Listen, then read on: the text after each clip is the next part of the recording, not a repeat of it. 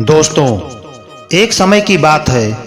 गोपाल नाम का एक पशुपालक अपनी पत्नी दमयंती के साथ बीजापुर नामक गांव में रहता था। वह अपने मवेशियों को चराने के लिए पास के ही पहाड़ों पर ले जाता था। सारा दिन वहीं बिताने के बाद शाम को वह उनके साथ घर लौट आता था। एक दिन वह घर से निकलते समय अपनी पत्नी से बोला, दमयंती, मैं मवेशियों को चराने ले जा रहा हूँ और शाम को लौटूंगा, तुम ध्यान रखना। दमयंती बोली, अरे बिना कुछ खाए कहाँ जा रहे हो? पहले कुछ खा लो, फिर चले जाना। मैंने नाश्ता तैयार करके रखा हुआ है।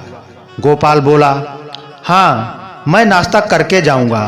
तुम मुझे थोड़ा ताज़ा मक्खन दे दो, जो तुमने कल रात मिट्टी के बर्तन में बनाया था।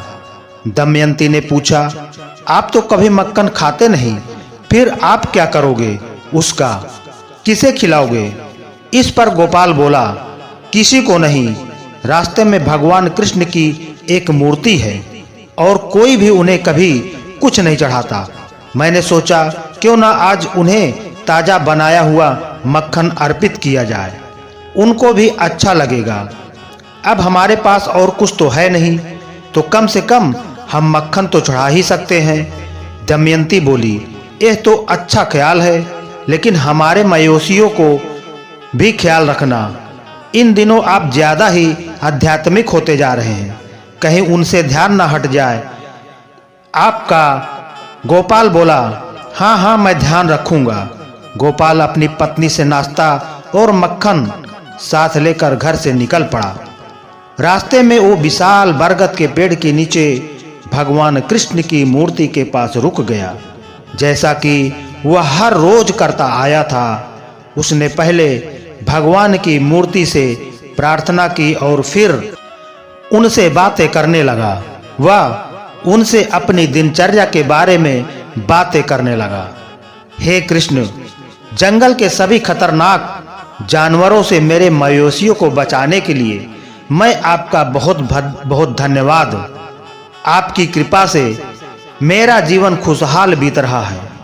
आज मैं आपके लिए अपने घर से ताज़ा मक्खन लाया हूँ, यह लीजिए, खा के देखिए, मेरी पत्नी ने निकाला है।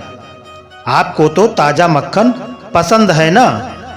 इतना कहकर गोपाल ने मूर्ति के सामने मक्खन से भरा ओघड़ा रखा और फिर पहाड़ों में मवेशियों को चराने के लिए निकल पड़ा। सूरज डूबने के बाद वह वापस आया और फिर आकर श्री कृष्ण की मूर्ति के पास रुक गया। उसने देखा कि मिट्टी का वो पूरा घड़ा खाली था। खाली घड़े को देखकर वह आश्चर्यचकित हो गया और भगवान ने उसकी भेंट स्वीकार कर ली। यह सोचकर काफी प्रसन्न हो गया और कहने लगा, हे कृष्ण, आपने आखिरकार मुझ पर दया की और मेरी भेंट स्वीकार कर ली। आप मेरी सारी बातें सुन लेते हैं, मैं तो धन्य हो गया। अगर आप स्वीकार करें तो मैं आपको प्रतिदिन खुशी से मक्खन अर्पण करूंगा, शुद्ध घर का निकाला हुआ मक्खन। गोपाल ने अपनी अपार प्रसन्नता व्यक्त की। वह बोलता ही जा रहा था। भगवान कृष्ण को गोपाल की मासूमियत और अत्यंत शुद्ध भाव भा गए। वह उस पर इतने प्रसन्न हो गए कि उसे दर्शन देने के लिए साक्षात उसके समक्ष प्रकट हो गए और बोले, गोपाल, हमें तो मक्खन बहुत पसंद है, तो हम इसे स्वीकार क्यों नहीं करेंगे? गोपाल भगवान कृष्ण की आवाज सुनकर चौंक गया। उसे यकीन ही नहीं हुआ कि हकीकत है। वो कहने लगा, भगवान कृष्ण, क्या आप स्वयं मुझसे बात कर रहे हैं? मैं तो आपकी आवाज सुनकर ही धन्य हो गया, पर अगर आप ही हैं तो मैं आपको देख क्यों नहीं सकता? अगर आप दर्शन देंगे तो मुझे यकीन हो जाएगा। भगवान कृष्ण उसके सामने प्रकट हो गए और गोपाल पूरी तरह से आश्चर्यचकित हो गया और कहने लगा, आप साक्षात मेरे सामने हैं। मैं आपका बहुत बड़ा भक्त हूं। मैं प्रतिदिन आपको यहां आकर मक्खन का भोग लगाऊंगा। उसके अलावा मैं आपके लिए और क्या कर सकता हूं? भगवान कृष्ण बोले, हमें तुम्हारे द्वारा चढ़ाए जाने वाले मक्खन के अलावा और कुछ नहीं चाहिए।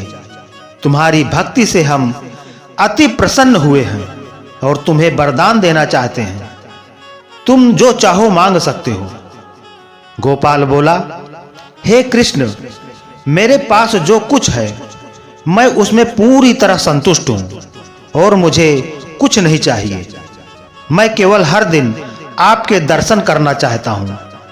इस पर भगवान कृष्ण ने कहा, ठीक है, हम तुम्हें यह वरदान देते हैं, लेकिन एक शर्त है।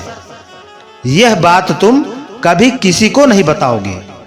क्या तुम ऐसा कर सकोगे? गोपाल बोला, मैं आपसे वादा करता हूं कि यह बात किसी को नहीं बताऊंगा। अब आप अनुमति दें तो मैं चलूं। बछड़े अपनी माता की प्रतीक्षा कर रहे होंगे। उनके बिना वह विचलित होते होंगे। प्रभु, भगवान कृष्ण बोले, जरूर जाओ गोपाल, लेकिन कल हमारे लिए ताजा मक्खन लाना मत भूलना। गोपाल बोला, जरूर ले आऊंगा प्रभु। भगवान ने मुस्कुरा कर कहा, ठीक है गोपाल, कल मिलते हैं। भगवान कृष्ण अंतर्ध्यान हो गए और गोपाल फिर से घर लौट आया। आज की घटना के बारे में उसने अपनी पत्नी तक को नहीं बताया, लेकिन अगले दिन फिर मक्खन का घड़ा लेकर वह घर से निकल पड़ा। घड़ा कृष्ण जी की मूर्ति के सामने रखकर वह फिर से उनसे प्रार्थना करने लगा, भगवान कृष्ण, कृपया मेरी भेंट को स्वीकार करें। मैं आपके लिए मक्खन ले आया हूं। भगवान कृष्ण गोपाल के सामने आज फिर प्रकट हुए। गोपाल के मन में एक शंका थी। उसने भगवान कृष्ण से पूछ ही लिया, प्रभु, एक बात बताइए, आप हम सबके लिए हमेशा हाजिर हैं और अपने सभी भक्तों का ध्यान रखते हैं, लेकिन आप कभी एक शब्द नहीं बोलते और हर समय खड़े ही रहते हैं। आप थक जाते होंगे ना? आपको कभी-कभी आराम भी कर लेना चाहिए। मैंने ठीक कहा ना प्रभु? भगवान कृष्ण बोले, गोपाल, तुम पृथ्वी लोक के मनुष्य भी अजीब होते हो। जब तक भगवान जवाब नहीं देता, तुम कहते हो कि भगवान का अस्तित्व नहीं है। अब जब हमने तुम्हें दर्शन दिए, तब तुम हमें ही सुझाव देने लगे। बेहतर होगा कि कल से हम दर्शन ना दें। यह सुनकर गोपाल घबरा कर बोला, मुझे आपकी चिंता होती है कि आप हर समय खड़े रहते हैं, बिल्कुल आराम नहीं करते। भगवान, कृपया ऐसा ना करें, मुझसे गलती हो गई। आपको थोड़ी देर बैठने तक नहीं मिलता। आप थक जाते होंगे ना? यह सुनकर भगवान कृष्ण हंसते हुए बोले, तुम्हारी भक्ति के अलावा तुम्हारी मासूमियत ने भी हमारा दिल जीत लिया है। तुम्हारे इस प्रश्न का उत्तर हम तुम्हें एक उदाहरण देकर समझाते हैं। क्या तुम उदाहरण सुनने के लिए तैयार हो? गोपाल ने हां में अपना सर हिला दिया। कृष्ण भगवान बोले, इस स्थान पर हम प्रतिदिन विभिन्न प्रकार के भक्तों को देखते हैं। हम चाहते हैं आज तुम भी यहां रुककर उन सभी भक्तों को देखो, लेकिन एक शर्त पर कि तुम उन्हें हमारी उपस्थिति के बारे में नहीं बताओगे और किसी भी बात की प्रतिक्रिया नहीं दोगे। सिर्फ चुपचाप देखते रहोगे कि क्या हो रहा है। गोपाल बोला, ठीक है प्रभु, लेकिन अगर मैं सारा दिन यहीं खड़ा रहा तो मेरे मवेशियों का क्या होगा? उनका ध्यान कौन रखेगा? कृष्ण जी बोले, हम करेंगे तुम्हारे मवेशियों की देखभाल। इसकी चिंता तुम मत करो। जाओ, पेड़ के पीछे चले जाओ। इतना कहकर भगवान कृष्ण अंतर्ध्यान हो गए और गोपाल पेड़ के पीछे जाकर इंतजार करने लगा। वह सोच रहा था कि भगवान कृष्ण उसकी शंका को कैसे दूर करेंगे। कुछ समय बाद एक व्यापारी पैसों से भरी थैली लेकर वहां आया और हाथ जोड़कर बैठ गया।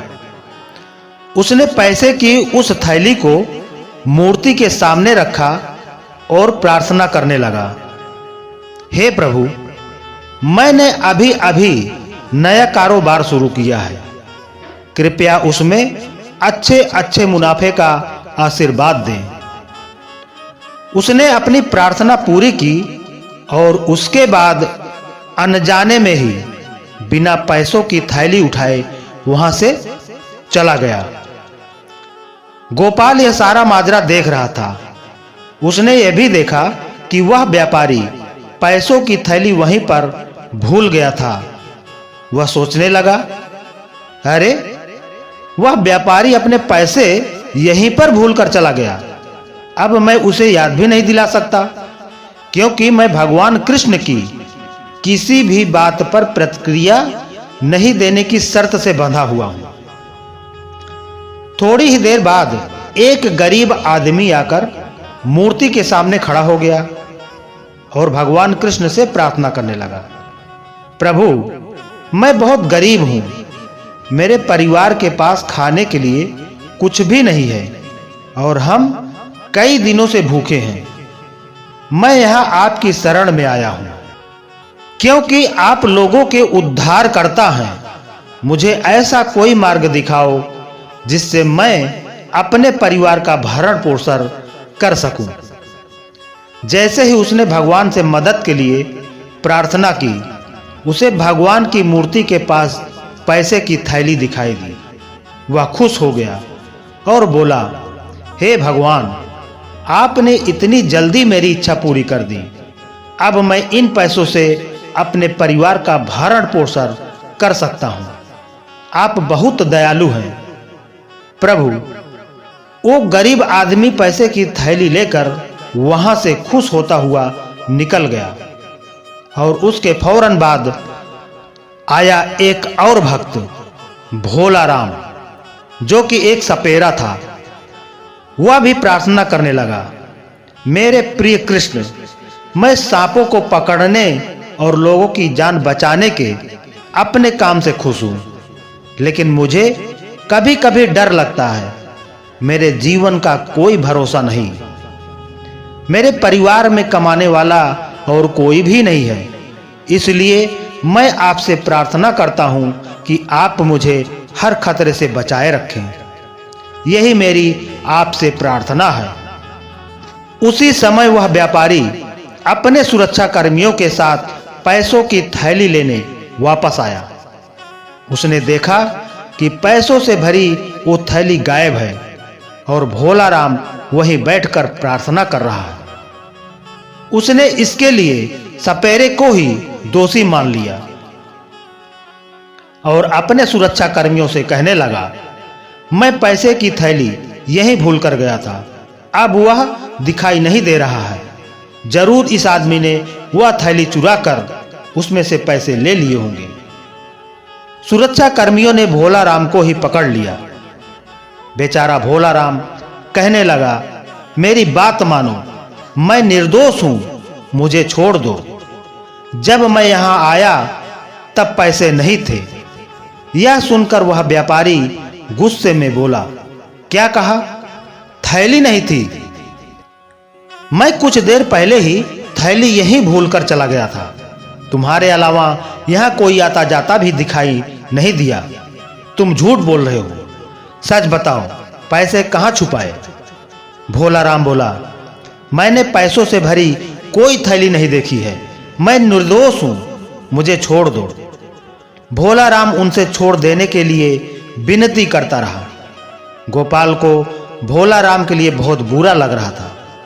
वो सोचने लगा, हे भगवान, यह लोग तो बेवजह इस गरीब आदमी को फंसा रहे हैं। पैसे की थैली तो उस गरीब आदमी ने ले ली है।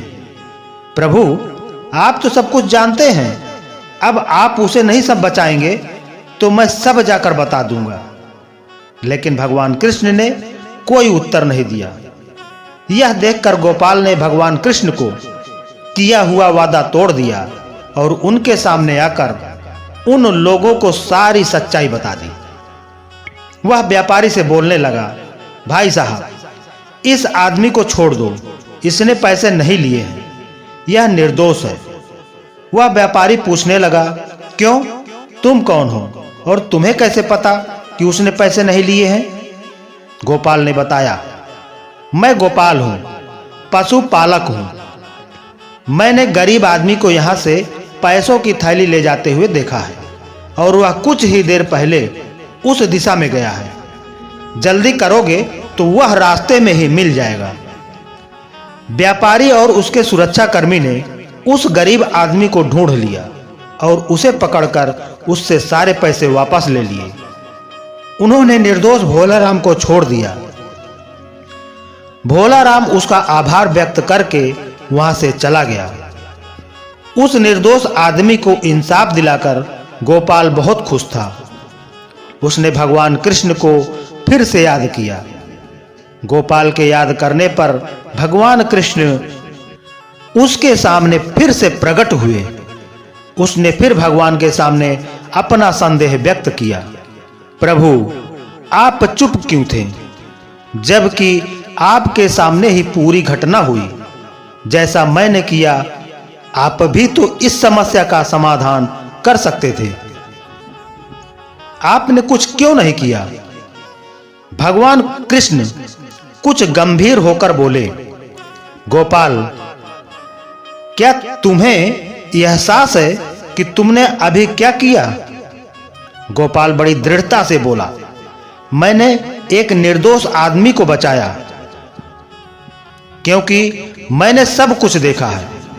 मुझे पता था कि पैसे की थैली उस गरीब आदमी ने ली थी, लेकिन निर्दोष भोलाराम को ऐसे अपराध की सजा मिलती जो उसने किया ही नहीं। इसलिए मैंने आपकी शर्त तोड़ दी और एक निर्दोष आदमी को बचाने के लिए सच कहा। भगवान कृष्ण बोले, तुम्हें लगता है कि तुमने भोलाराम को बचाया, लेकिन वास्तव में तुम ही उसकी मृत्यु का कारण बन गए हो। जानते हो कैसे? गोपाल दुखी होकर बोला, हे भगवान, क्या मैं उसकी मौत के लिए जिम्मेदार हूं? वो कैसे? मुझे तो कुछ समझ में नहीं आया प्रभु। भगवान कृष्ण बोले, गोपाल, हम जो भी कर्म करते हैं वह एक दूसरे से जुड़े होते हैं। हमें सिर्फ अपने कर्म करते रहना है, लेकिन जो हो रहा है उसके खिलाफ जाने की कोशिश कभी नहीं करनी चाहिए, क्योंकि इससे आपदा ही आएगी। इसीलिए मैंने तुम्हें दर्शक बने रहने के लिए कहा था, किसी भी चीज का जवाब नहीं देने के लिए कहा था। गोपाल चौंक कर बोला, पर भगवान, मुझे तो इसमें अपनी गलती समझ में नहीं आई, कृपया मेरा मार्गदर्शन करें। तब भगवान कृष्ण बोले, बताता हूं। सबसे पहली बात यह है कि भोलाराम का कुछ समय पहले ही निधन हो गया है। गोपाल चौंक कर बोला, क्या भोलाराम की मृत्यु हो गई है? भगवान कृष्ण बोले, हां, ये तुम्हारी गलती के कारण हुआ है। अगर तुमने उसे जेल जाने दिया होता तो वह सांप को पकड़ने नहीं जाता और बच जाता, और बेचारा वह गरीब आदमी खुशी खुशी उन पैसों को अपने परिवार पर खर्च कर देता। लेकिन अब उसे पहरेदार ने कैद कर लिया है और उसका परिवार भूख से मर जाएगा। और ऐसा इसलिए हुआ क्योंकि तुमने मेरी बात न मानकर उन्हें सब कुछ बता दिया। गोपाल बोला, हे प्रभु, लेकिन कम से कम मेरे कारण वह व्यापारी नुकसान से तो बच गया। भगवान कृष्ण बोले, तुम सही कह रहे हो, पर यह भी तो सच है कि अगर व्यापारी ने अपने पैसों की थैली खो दी होती तो इस नुकसान का उस पर ज्यादा असर नहीं होता, लेकिन उस गरीब आदमी को उस पैसे से ज्यादा फायदा होता और साथ ही भोलाराम जेल में रहकर बच जाता, अपने प्राण न खोता। गोपाल हाथ जोड़कर बोलने लगा, आपने जो कहा वह बिल्कुल सच है। कन्हैया, मुझसे बहुत बड़ी गलती हो गई। मुझे आपके इरादों का एहसास नहीं हुआ। आप तो सभी के प्रभु हैं, सबके कर्मों का हिसाब रखते हैं, लेकिन फिर भी आप शांत रहे, क्योंकि नियत में जो लिखा है वैसा ही होना चाहिए। आप ही हैं जो हमारे भाग्य का फैसला करते हैं, लेकिन मैं आपकी मनसा को नहीं समझ सका। मुझे क्षमा कर दीजिए प्रभु, मुझसे बहुत बड़ी गलती हुई। भगवान कृष्ण बोले, इसमें गलती तुम्हारी नहीं है गोपाल, यह होना तो पहले से ही तय था, इसलिए परिणाम के बारे में मत सोचो। तुम सिर्फ अपना कर्तव्य करो और उसका फल देना भगवान के हाथों में छोड़ दो। इतना कहकर भगवान कृष्ण अंतर्ध्यान हो गए और गोपाल अपना मिट्टी का घड़ा लेकर वापस अपने घर लौट आया। वो इस घटना को भूल गया। तो दोस्तों, अगर आपको यह कहानी पसंद आई हो तो इसे लाइक करके वीडियो को अधिक से अधिक शेयर करें, और चैनल पर पहली बार आए हैं तो चैनल को सब्सक्राइब जरूर करें के जाए। धन्यवाद। जय श्री कृष्ण।